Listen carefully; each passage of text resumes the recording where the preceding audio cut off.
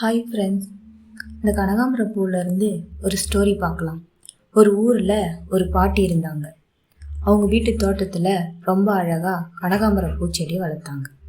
அந்த பூச்செடியை பாட்டி தினமும் தண்ணீர் ஊற்றி அன்பாக பார்த்துப்பாங்க.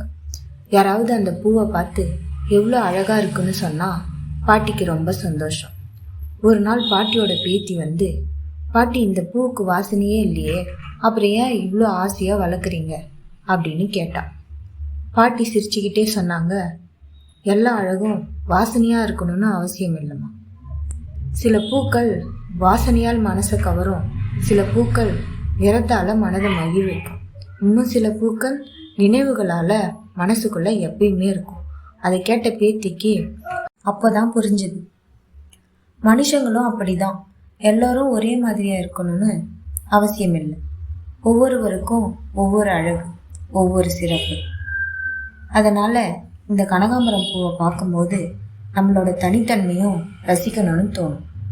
இந்த வீடியோ உங்களுக்கு பிடிச்சிருந்தா லைக் பண்ணுங்கள், சப்ஸ்கிரைப் பண்ணுங்கள்.